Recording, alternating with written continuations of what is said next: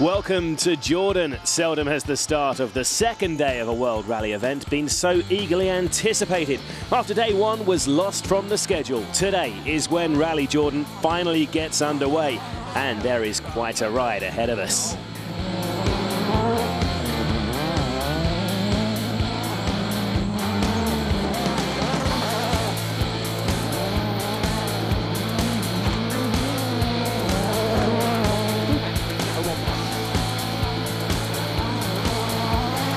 This was always going to be the day when Rally Jordan would potentially be won or lost, and that has not changed. After leaving the service park at the Dead Sea, it's a charge through the blisteringly quick Sawaima stage and then the more twisty technical Calf Rain. Every rally we select a stage of the day. Here in Jordan, it's the 41 kilometres of Jordan River. One of the most challenging stages of the season. Win this stage and you stand a good chance of going on to win the rally. We also select a driver to follow throughout the weekend, and here it's Emirati Khalid Al-Qasimi. We'll follow his progress throughout this crucial day here in Jordan. The 6 stages ahead will test the WRC's finest as they tackle a combination of blisteringly quick, tire-torturing roads peppered with high-speed blind crests. This is World Rallying at its very best, and you've got the best seats in the house. The reason Jordan's first day had to be cancelled was due to an unavoidable delay in the arrival of the essential infrastructure that all the teams had shipped from the last event in Portugal. After rerouting due to civil unrest in Syria, the World Rally convoy was delayed en route to Haifa, Israel.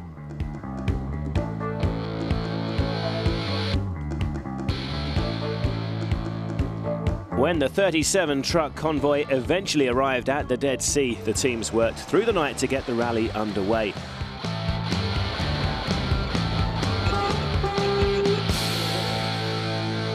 Not only did the service park need to be built from scratch in the dark, there was also the small matter of preparing and setting up the World Rally cars for the unique demands of this daunting Middle Eastern event. Eventually, the first day dawned with the service park almost completed and the cars ready to roll.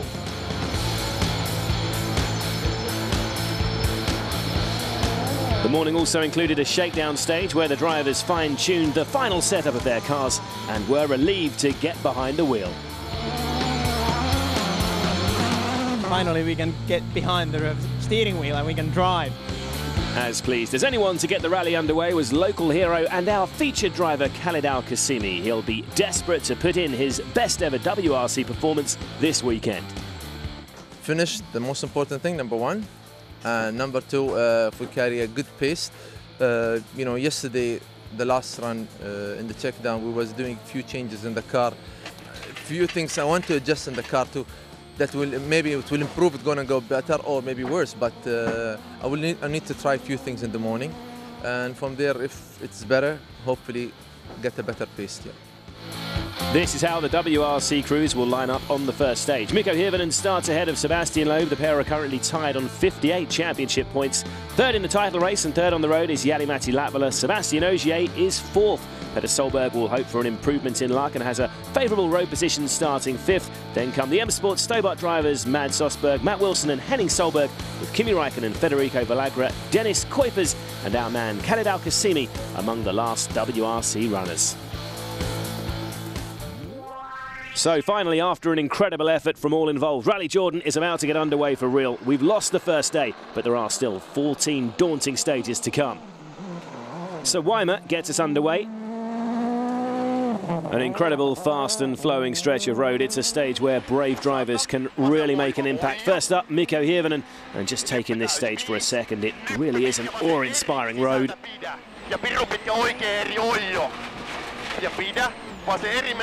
Mikko, of course, facing the worst of the loose gravel as the front runner, and he's suffering as a result.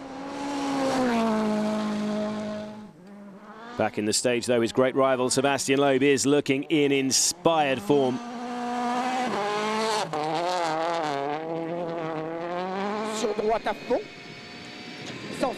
It often appears that the world champion is driving within himself, but not this morning. The Citroën Total man is taking some incredible risks as he seeks to set down a marker. It's been quite some run through the incredible Sawaima stage. That stage time isn't road cleaning. No, for sure. I gained that by pushing, for sure. but we'll see the other. I don't know. We'll see. Loeb making a really bold statement then. Jari-Matti Latvala is next to pass through. You can see why accurate pace notes are essential here. It's really difficult to judge the road verges with everything such a similar colour. Jari's pushed hard, but despite running behind Loeb on the road, he's almost 6 seconds slower.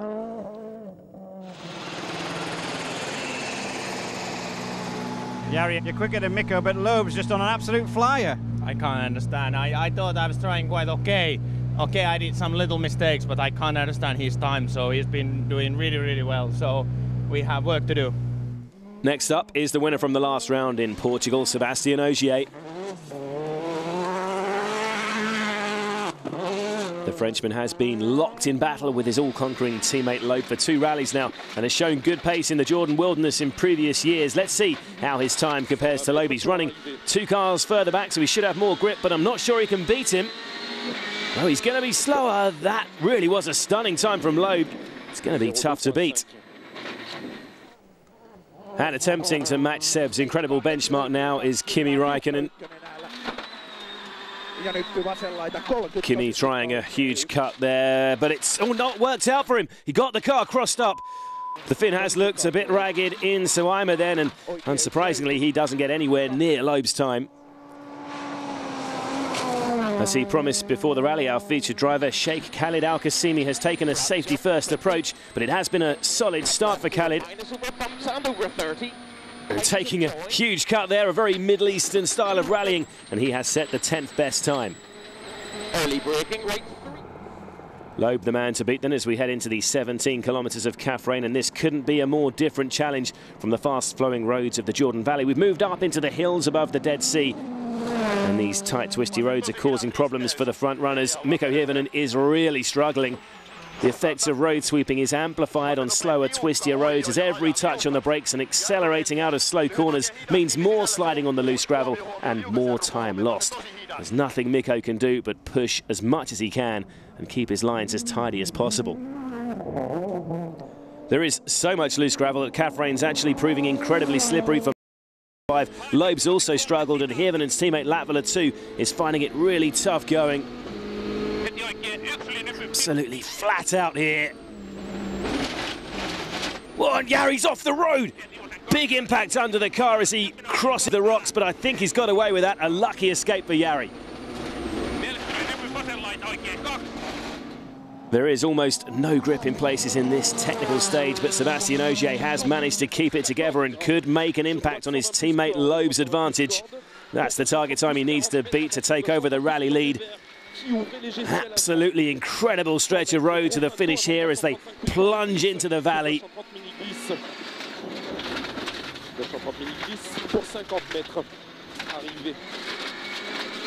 Oh, not quite, but they are now on the identical overall time. Could we have another epic fight between the Frenchmen on our hands in Jordan? Well, it looks like the stage is finally beginning to clean, and Petter Solberg is taking full advantage of his superior grip after a slightly disappointing run through Saimaa. Ogier is the fastest man through so far, but I think Petter could go quicker. Yep, Solberg is back in the game. A fastest time for the Norwegian, and he closes right up on Latvala's 4th spot. That stage win for Petter leaves him just 4.8 seconds off the rally lead, with Loeb and Ogier locked on an identical time in the top spot. Latvala's 3rd, just half a second ahead of Solberg. Further back, Hirvonen is in 5th for 24 seconds off the pace.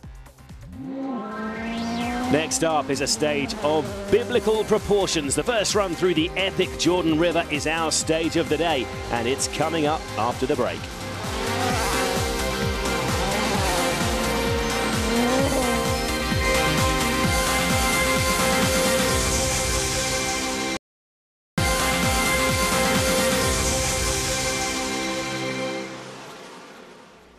Welcome back to this incredible Middle Eastern adventure, and next up is this event's signature stage, the epic Jordan River.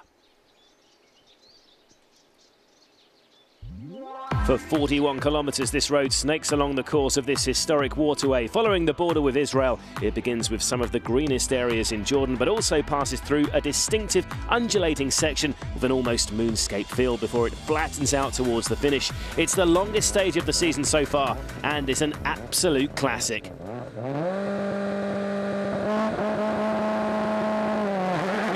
First to tackle this iconic stretch of road is Mikko Hirvonen.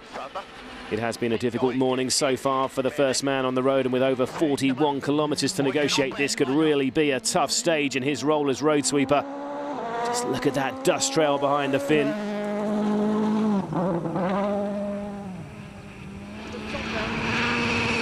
Sebastian Loeb, meanwhile, got off to a blistering start this morning, but again his teammate and compatriot Ogier has responded to his challenge. As we've seen in the two previous runnings of Rally Jordan, the mammoth Jordan River stage can play a big part in the outcome of this event. Back on the start line is Jari-Matti Latvala, the Finn, looking as focused as ever. Jari blasts off into our stage of the day.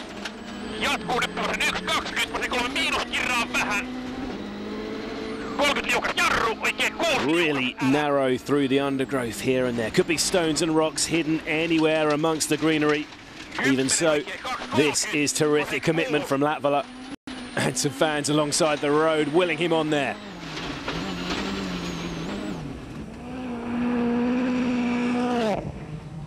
One of the drivers we really need to keep an eye on in Jordan River is Sebastian Ogier.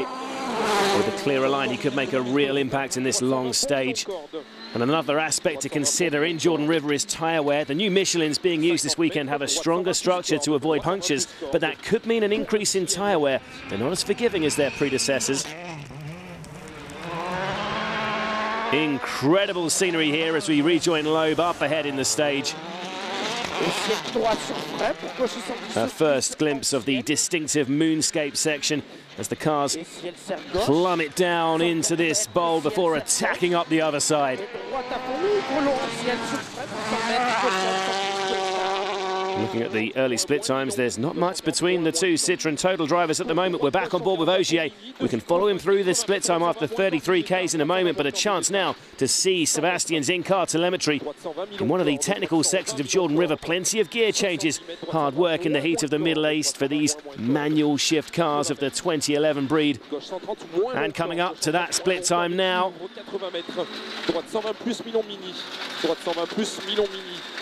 Oh, 6.7 seconds up on Loeb after 33 kilometres. That has been a big push from Ogier in the latter half of the stage.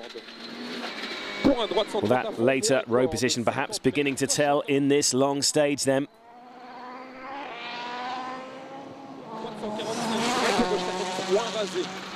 And let's follow Ogier now through the last few corners. Sebastian searching for the fastest line, fighting for fractions of seconds through every corner. And he has smashed Loeb's time, 7.4 seconds quicker. A cracking drive from Ogier in Jordan River. Quicker than anybody else so far. The day just gets better for you. Yeah, it's okay. It was a good stage. Quite long and quite hot in the car, but it's okay. Ogier, the man to beat, and a man trying to beat him back in the stage is 2003 world champion Petter Solberg. 6 left long, tightens 1, opens half long, keep in. It's 1 right, and line 3 left plus, tightens 1 plus. Oh, a bit of a moment as the Norwegian hurls his Citroën DS3 through this quarry. He's giving it everything.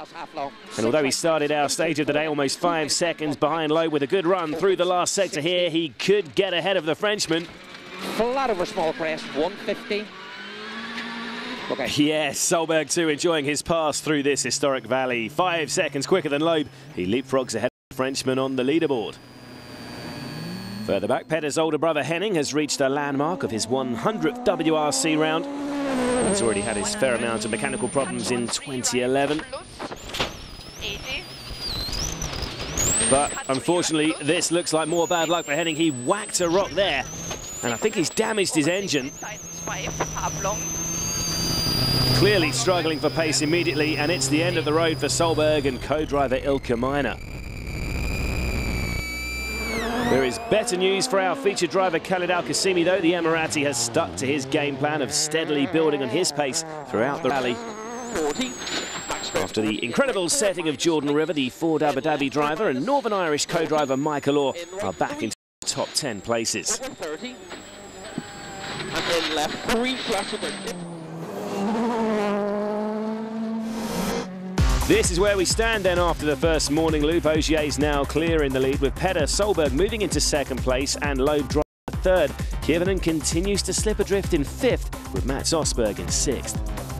There is a respite from the heat of competition next at the service park overlooking the Dead Sea, and there's a VIP visitor awaiting the drivers in the shape of His Royal Highness Prince Faisal. So it's a pleasure to see you here. How are you enjoying the rally? It's great. It's a good start for the rally. It's unfortunate that we lost yesterday, but I was just talking with everybody, and I think people seem to be very happy with the stages and happy to be back. Sebastian, it's been an awesome morning. You've taken all the tactics of road sweeping and blown them away. What are your intentions this afternoon? I try to continue. What can I do? I'm not in a position to make some tactics, so I will have to push. Mikko is the only one in front of me on the road, and he's far behind now, so I will try to push as hard as possible in the afternoon. It's not long before the crews are back on their way into the heat and dust of the Jordanian wilderness. And as ever, the afternoon loop before the final day will have a critical outcome on the rally win, as the road positions for leg 3 will be decided. Loeb will have that in mind as he sets back off into the stages. No need for heroics, just to be in the mix in the final stage when the tactics are formulated.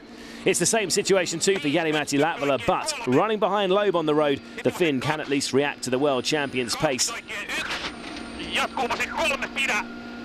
Using absolutely every inch of the road, and now he's picked up some stage marking tape along the way. He's fastest in both stages, 10 and 11, and Latvala passes Loeb on the leaderboard.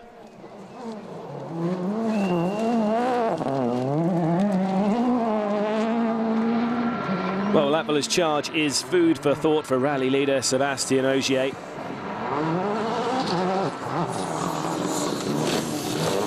It is amazing that they can think about tactics while attacking these challenging gravel roads at over 150 kilometers an hour at times, but that's exactly what these drivers will have to do this afternoon.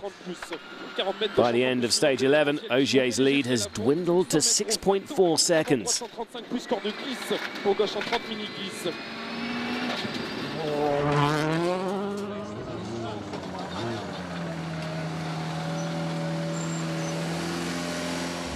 Now the gap is not enough, but maybe after the long one it should be okay. Where will you make your decision? The last split? Yes, of course. It's still any of the top four's rally for the taking, and that includes this man, Petter Solberg. 6 right minus half long. The Norwegian is slightly off the pace in stage 10, attempting to save his tyres for the 2 longer stages to follow. He backs off a little too much and slips to 4th. But Petter's compatriot Mats Osberg has hit problems again after a frustrating weekend in Portugal. This is looking like more bad luck for the M Sport Stobart man. A broken gearbox has sidelined Mads in stage 10. Exact same thing as Portugal. I released the clutch on the start line and the gearbox split in half, so exactly the same problem, and there is basically nothing to do. It's just to pull over where it's room for a car. Osberg's retirement also means a boost up the standings for our featured driver Khaled Al-Qasimi, and there's another position gained in stage 11 when Khaled passes his fellow Middle Eastern competitor Nasser Al-Attiyah.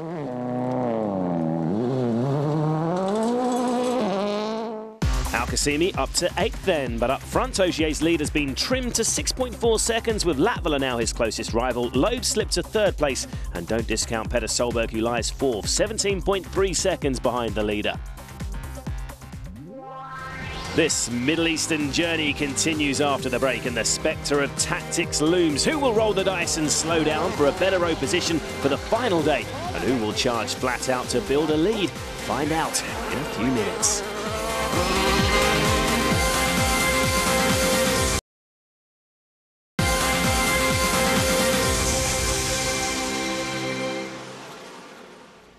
Welcome back. A chance to check on the first day's action for the SWRC runners now, and as expected, we've seen a dominant display from Nasser Al-Attiyah. The six-time Middle East champion has used his knowledge of this type of terrain to devastating effect. The Qatari driver took little time to power his Fiesta Super 2000 into an early lead. Evan Benilson slotted into second place on his first SWRC round of 2011, but his run was over almost before it had begun after a puncture later caused a broken suspension arm on the second stage of the morning. We basically broke the suspension arm just in the connection to the chassis. It's broken, so it's quite rough. So maybe it was some stones from another corner or something, and then it broke here, so we just had to pull over. Replacing the Norwegian in second was Bernardo Sousa. The Portuguese driver has taken some time to adapt back to an S2000 car after driving a WRC Fiesta at his home event 3 weeks ago, but is now looking comfortable in the runner-up spot. Behind the leading pair, though, there has been a tight battle developing for the final podium place. Estonian youngster Carl Kruder has had some setup issues and survived a spin on stage 11, but he's done enough to hold on to third. Brigade Turan claimed fourth spot after Herman Gassner Jr. hit problems on the final stage. And out front, there was a late scare for Al-Attiyah when a misfiring engine caused concern through the final pair of stages, but he remains the man to beat. Nasser, it's the end of day one in Jordan, and a problem for you in stage 5 with a misfire. You're here. Did you get it fixed? No, I cannot fix, I think from the ACU, but everything working very well, tires, me, my co-driver, but we try to fix the problems now. Al-Attiyah's lead stands at almost 2 minutes at the end of the first day. Sousa second and Kruder is in third place, despite a late scare in the road section on the way back to service. Back to the WRC runners, and we're set for an intriguing finish to this opening day. Nico Hirvanen's hopes of claiming a second win of 2011 are looking increasingly bleak. And there is more bad news here for the Finn. It looks like a power steering problem for the championship leader. And that's just going to add insult to injury after a frustrating day. Hirvonen out of the picture then, so it really has become a four-horse race. Loeb is running ahead of his rivals, so he's at a disadvantage if tactics come into play. Sur droite 120, les gauche sont plus long tard. 60 cm, attention, gauche sont plus tôt. But he's stopping. But what's going on here? This is interesting. It appears Seb is trying road order tactics in the middle of the stage. It's a clever idea from the world champion, as it gives his rivals something to think about. They won't know if he's had a problem or not, so deciding whether to back off is further complicated. His teammate Ogier, of course, may be in on the ruse, and for the moment the rally leader has his foot firmly planted on the floor. It is becoming a fascinating game this afternoon. Loeb is back up to top speed and looks to be staying there after that clever ploy mid-stage, although there have been a couple of small mistakes from the world champion in the last few kilometres. Why stop in the middle of the stage? Why not wait till the end? Strategic. What do you think that's going to help you with tomorrow? Where do you think you can go now with tomorrow? I don't know what will be the gap. Ogier is too far. If he keeps the position, he's too far from me. Loeb was probably hoping Latvala would be tempted to push on and take advantage of his drop time, but he's having up just before the flying finish. Jari-Matti wants to start the final day behind Loeb. Co-driver Mika Antila holding him for a specific amount of time. And they've got their sums just right. Latvala slips back to third. He'll start behind Loeb on the final day.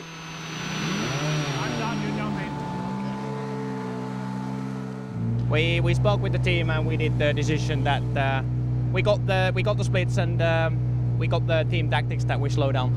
With two of his rivals backing off, Sebastian Ogier could potentially carry a healthy lead into the final day, and he is going for it. Ogier keeps his foot down. If he's going to win this rally, he's doing it from the front. He's now 31.6 seconds ahead of Loeb.